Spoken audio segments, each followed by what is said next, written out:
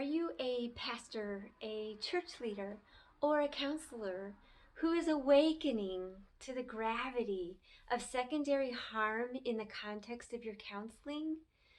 Do you need help recognizing the signs of emotional abuse and tools to effectively stop it and bring healing? I'm Charmin from the Marriage Recovery Center, and we've got a 3-hour workshop designed to better equip you as a people helper to navigate the nuances of emotional abuse so that you can truly help the individuals and couples coming to you to heal, to reconnect, and to learn to stay connected without doing further harm to them.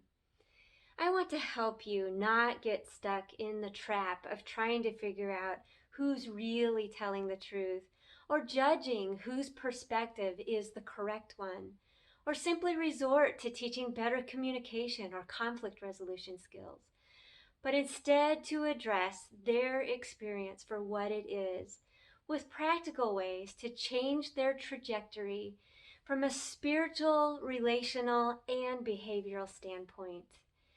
When you have emotional abuse as part of the dynamic of a relationship, it sets up a context of a power struggle that is not simply about two people who can't figure out how to get along. It's about one person deciding what the relationship must look like and powering over the other one to make that happen, silencing any dissent or opinions that are differing.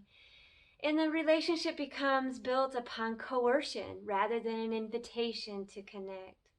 They may use a lot of diplomacy and spirituality or downright fear and manipulation. But the end result is that one person is silenced for the benefit of the other, and it undermines what a relationship, a healthy relationship, is meant to be as God designed, called, and purposed it. So I want to equip you to identify even covert emotional abuse so that you can effectively confront it and develop a plan to stop the abuse and root it out from the heart.